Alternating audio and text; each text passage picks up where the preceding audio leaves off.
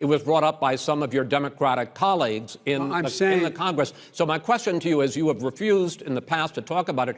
Are you willing to tell the American people tonight whether or not you will support either ending the filibuster or packing the court? Whatever position I take on that, that'll become the issue. The issue is the American people should speak. You should go out and vote. You're in voting now. Vote and let your senators know how strongly you feel. Vote now. Are you going to pack the court? Make sure you, in fact, let people know you're a senator. I'm not going to answer the question. Why wouldn't you answer that because question? the question is, the question is, Justice, radical left. Will you shut up, man? Listen, who is on your list, Joe? Who's on your list? Right, gentlemen, I think this is so unprecedented. He's going to pack the court. He's not going to give a list. We have ended this segment. We're going to move on to the second segment. That was really a productive segment, wasn't it? Keep yapping, man. The people understand, Joe. They sure 47 years you've done nothing. They understand. All right.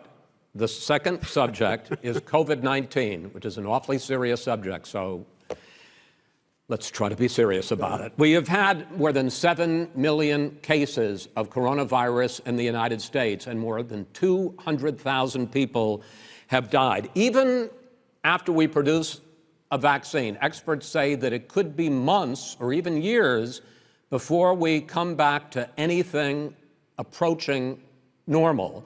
My question for both of you is, based on what you have said and done so far, and what you have said you would do starting in 2021, why should the American people trust you more than your opponent to deal with this public health crisis going forward? In this case, the question goes to you first, sir. 2 minutes uninterrupted.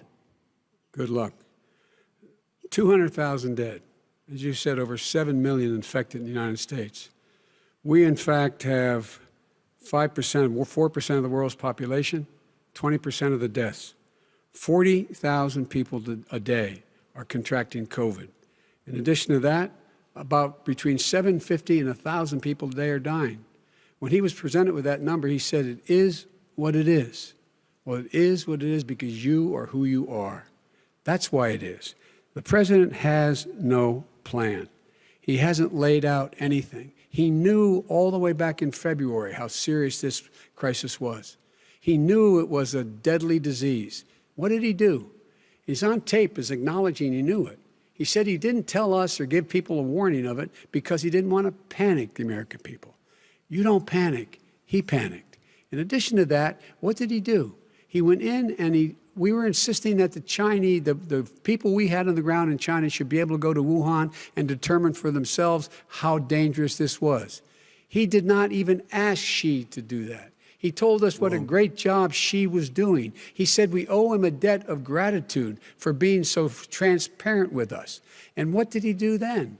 He then did nothing. He waited and waited and waited. He still doesn't have a plan. I laid out back in March exactly what we should be doing. And I laid out again in July what we should be doing.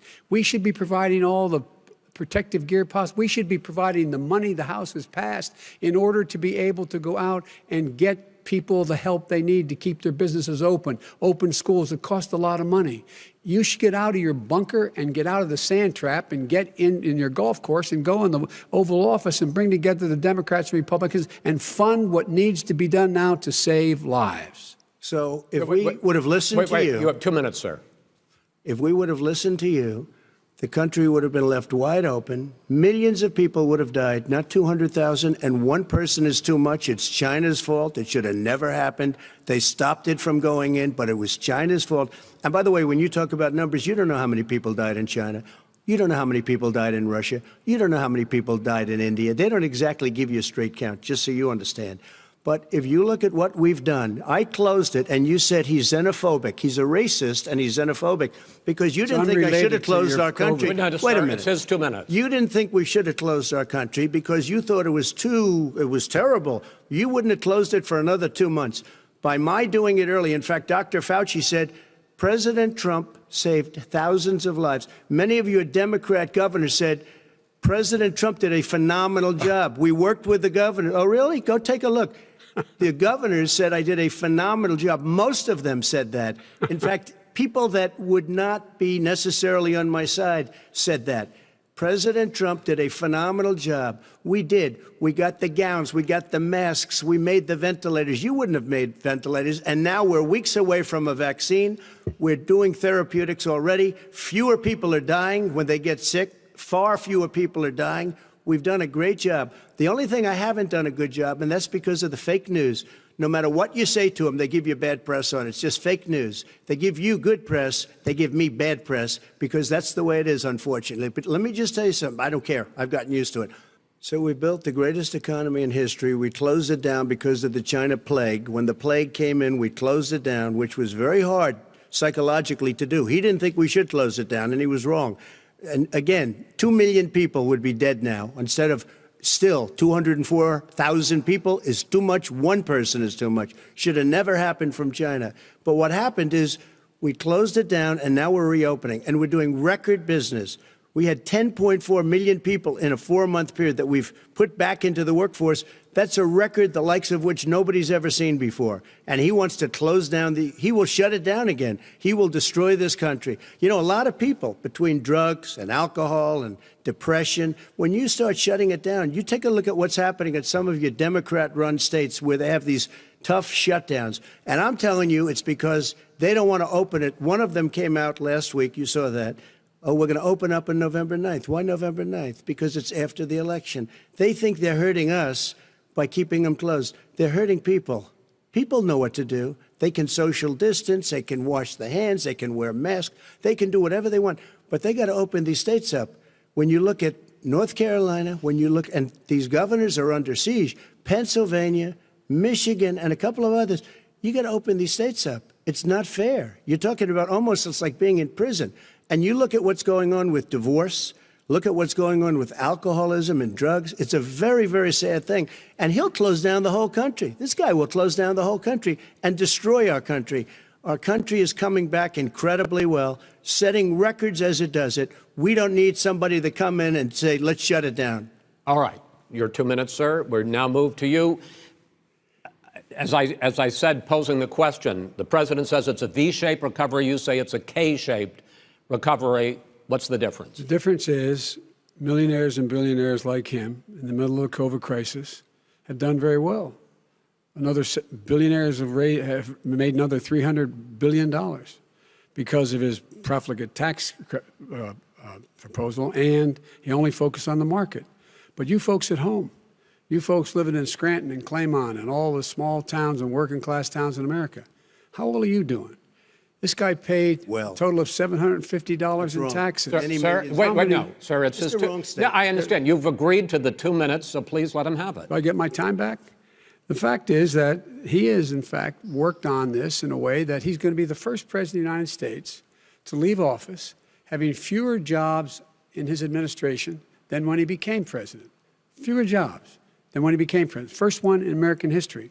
Secondly, the people who have lost their jobs are those people who have been on the front lines, those people who have been saving our lives, those people who have been out there dying, people who've been putting themselves in the way to make sure that we could all try to make it. And the idea that he is insisting that we go forward and open when you have almost half the states in America with a significant increase in COVID deaths and COVID cases in the United States of America.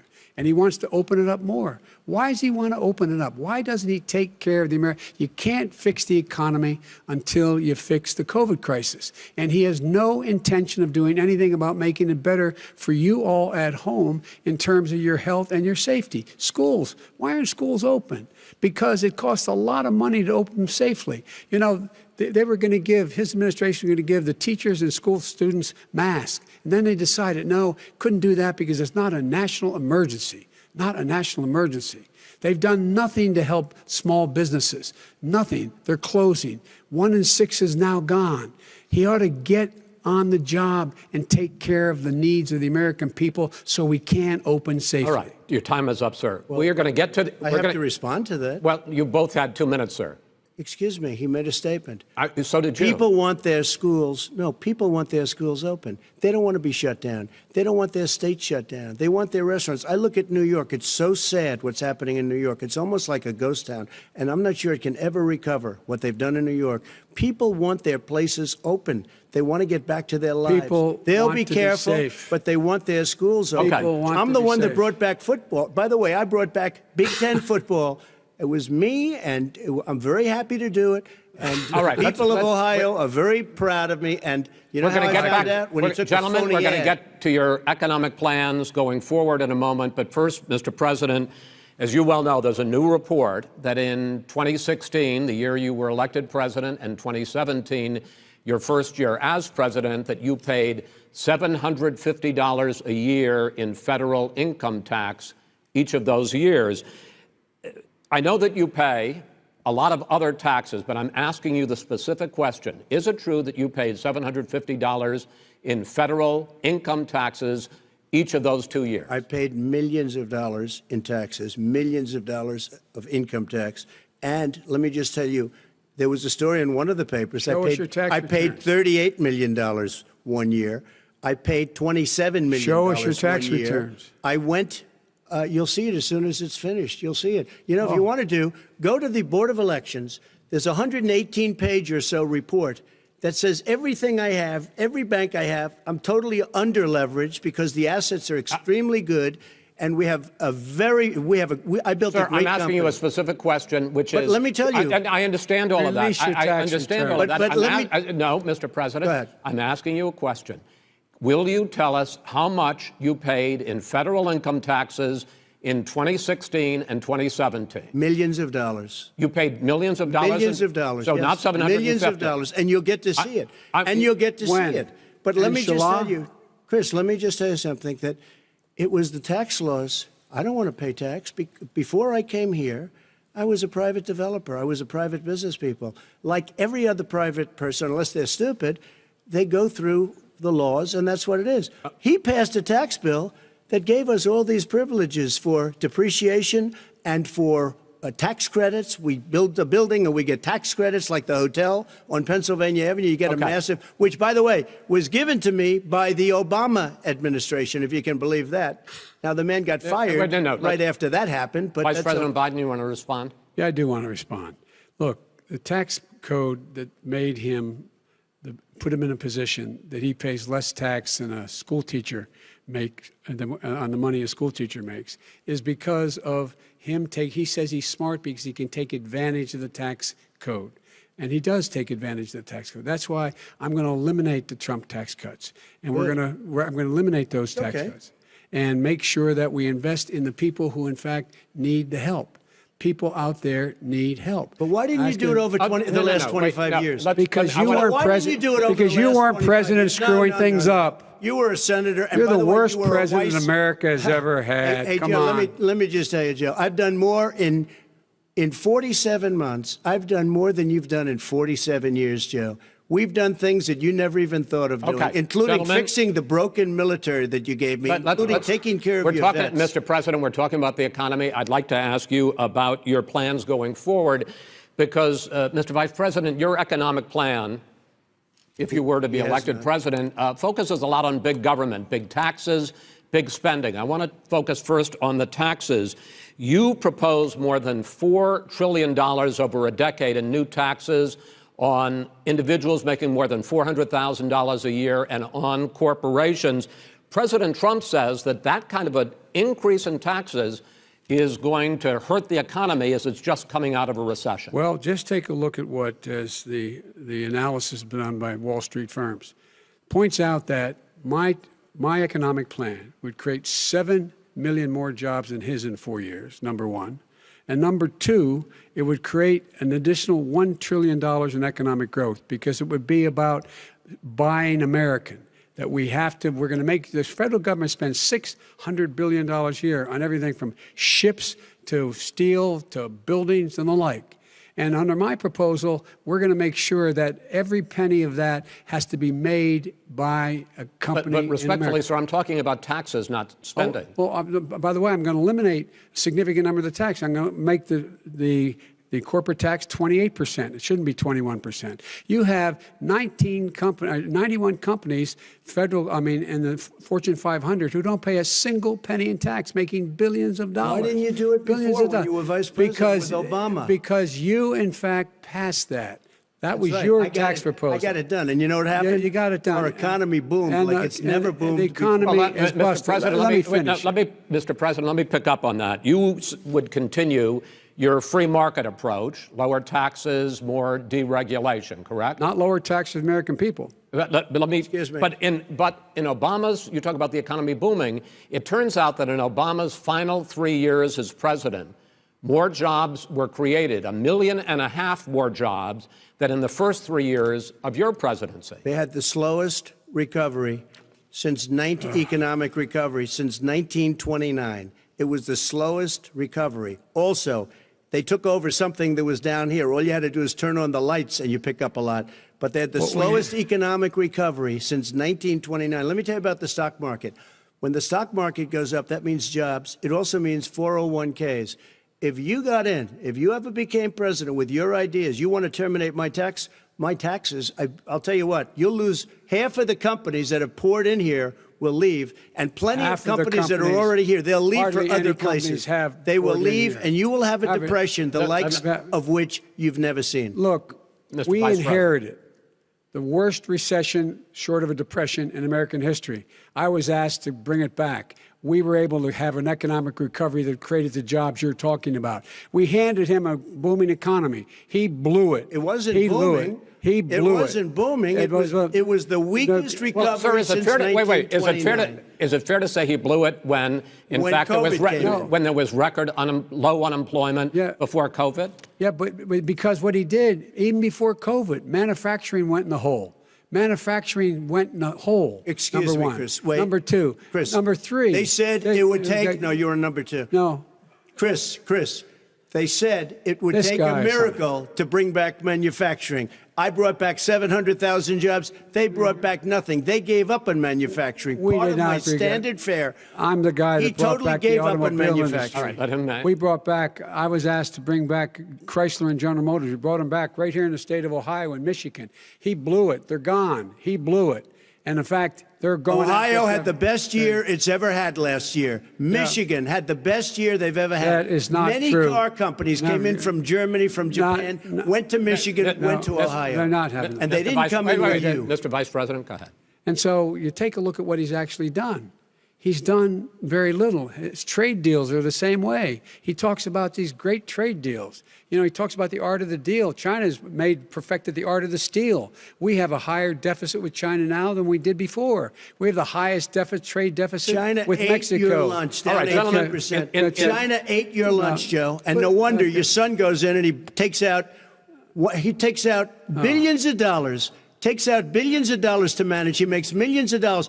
And also, while we're at it, why is it, just out of curiosity, the mayor of Moscow's wife gave your son $3.5 million. What did he do to deserve it? What did he do with Burisma to deserve $183,000? None of that is true. Let him answer. None of that is true. Oh, really? He didn't get $3.5 million? Mr. President, Mr. President, please. Totally discredited.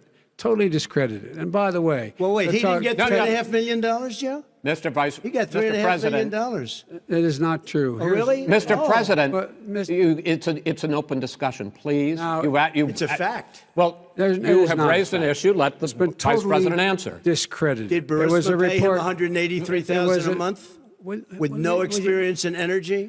Mr. President, my son did nothing wrong at Burisma. I think he did. Mr. President, let him answer. He doesn't want to let me answer because he knows I have the truth. His position has been totally, thoroughly discredited. By who? The media? By everybody. Well, by the media, by our allies, by the World Bank, by everyone has discredited. Matter of fact, even the people who testified under oath. So let me ask you this. No, go ahead, Mr. I'm listening to you. He got $3.5 million from Moscow. He testified under oath in his administration, said, I did my job and I did it very well. Oh, I really? did it I'd honorably. like to know who they are. Well, I'll give you the list of the people who testified. No, go ahead, sir. Sure, you've already fired most of them because they did a good job. Some people don't do a good job. with you. Go they ahead. said, You get here's the wait a deal. minute. You get the final word, Mr. Well, it's hard to get any word in with this clown. Excuse me, this. Hey, this let me just person. say, No. Mr. President. $3.5 Mr. million, President. Joe. That is simply Why did not he true. deserve $3.5 million It from did- Moscow? Look, here's the deal. We want to talk about families and ethics. I don't want to do that. I mean, his family we could talk about all night. His family's My already... family, No, let him go. my family already lost wrote. a fortune by coming down and helping Go us ahead. with Go ahead, government. sir. And that's such a... they're right Mr. here. Mr. That's President. such Every a great... single one of them lost This a is not fortune about by President. my coming and family or his helping us family. with It's government. about your family, They the didn't American collect people. $3.5 million He for doesn't... nothing. That's not true. It doesn't want to talk about what you need. You, the American people. It's about you. That's what we're talking about you here. should All right, Take that's it the, about end of here. that's the end of the Shouldn't have segment. taken the money. We're moving on. He didn't take them. Well, Vice it's a very- President, but Chris, no, can I ex- be honest? It's a very important Try to be question. honest. No, I- he I- stood I- up. No, he stood up. the answer to and the he question is threatened no. Ukraine. No, sir. With $1 billion, if you don't That get rid of is the trust. absolutely You know what, you're- wait, not stop. You're true. on tape doing it. You're going to You're on have tape. True. Gentlemen. Is- I hate to raise Chris, my voice, he's but on it seems tape. to be, why should I be different than the two of you? So here's the Got a deal. good point. We have 6 segments. We have ended that segment. We're going to go to the next segment. In that segment, you each are going to have 2 uninterrupted moments. In those 2 uninterrupted minutes, Mr. President, you can say anything you want. I'm going to ask a question about race, but if you want to answer about something else, go ahead. But I think that the country would be better served if we allowed both people to speak with fewer interruptions. I'm appealing to you, sir, to do that. Well, and him too. Well, frankly, you've been doing more interrupting Well, that's than all he right, has. but he does plenty. Well, less than, sir, less there's than. plenty. No, less than you have. Let's please continue on. The issue of race. Vice President Biden, you say that President Trump's response to the violence in Charlottesville 3 years ago, when he talked about very fine people on both sides, was what directly led you to launch this run for president. Oh, yeah, sure. President Trump, you have often said that you believe you have done more for black Americans than any president, with the possible exception of Abraham Lincoln. My question for the two of you is, why should voters trust you rather than your opponent to deal with the race issues facing this country over the next 4 years? Vice President Biden, you go first. It's about equity and equality. It's about decency. It's about the Constitution. And we have never walked away from trying to require equity for everyone, equality for the whole of America. But we've never accomplished it. But we've never walked away from it like he has done. It is true. The reason I got in the race is when those people, close your eyes, remember what those people looked like coming out of the fields carrying torches, their veins bulging, just spewing anti-Semitic bile, and accompanied by the Ku Klux Klan. A young woman got killed. And they asked the president what he thought. He said there were very fine people on both sides. No president has ever said anything like that. It is whose Now, 2 minutes, sir. second point I'd make to you is that when Floyd was killed, when Mr. Floyd was killed, there was a peaceful protest in front of the White House. What did he do? He came out of his bunker, had the military use tear gas on him so he could walk across to a church and hold up a Bible. And then what happened after that? The bishop of that very church said that it was a disgrace. The general who was with him said all he ever wants to do is divide people, not unite people at all. This is a president who has used everything as a dog whistle to try to generate racist hatred, racist division. This is a man who, in fact, you talk about helping African Americans. 1 in 1,000 African Americans has been killed because of the coronavirus. And if he doesn't do something quickly, by the end of the year, 1 in 500 will have been killed. 1 in 500 African Americans. This man is a savior of African Americans. This man cares at all. This man's done virtually nothing. Look, the fact is that you have to look at what he talks about. You have to look at what he did. And what he did has been disastrous for the African-American community. So, President Trump, you have 2 minutes. Why should Americans trust you over your opponent to deal with he racism? did a crime bill, 1994, where you call them super predators, African Americans, the super predators, and they've never forgotten it. They've never forgotten it, Joe. No, sir, it's his 2 minutes. So you did that, and they call you a super predator, and I'm letting people out of jail now that you have treated the African American population community. You have treated the black community about as bad as anybody in this country. You did the 1990, and that's why, if you look at the polls, I'm doing better than any Republican has done in a long time, because they saw what you did. You call them super predators, and you've called them worse than that. Because you look back at your testimony over the years, you've called them a lot worse than that. As far as the church is concerned, and as far as the generals are concerned, we just got the support of 250 military leaders and generals, total support. Law enforcement, almost every law enforcement group in the United States. I have Florida, I have Texas, I have Ohio, I have Portland. The sheriff just came out today and he said, I support President Trump. I don't think you have any law enforcement. You can't even say the word law enforcement, because if you say those words, you're going to lose all of your radical left supporters.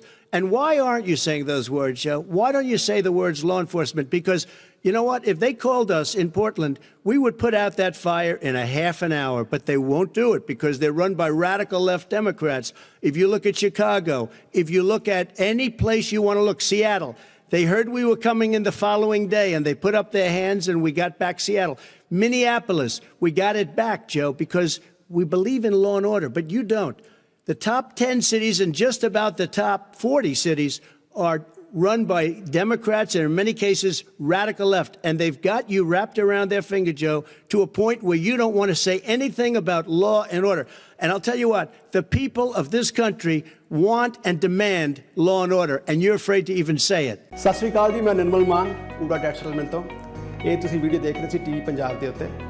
ਇਹੋ ਜਿਹੇ ਹੋਰ ਜਾਣਕਾਰੀ ਭਰਪੂਰ video ਦੇਖਣ ਵਾਸਤੇ TV Punjab ਦੇ channel ਨੂੰ subscribe ਕਰੋ ਤੇ ਨਾਲ ਹੇਠ ਦਿੱਤੇ ਹੋਏ ਬੈਲ ਆਈਕਨ ਦੇ ਬਟਨ ਦਬਾਓ। ਸਤਿ ਸ਼੍ਰੀ ਅਕਾਲ।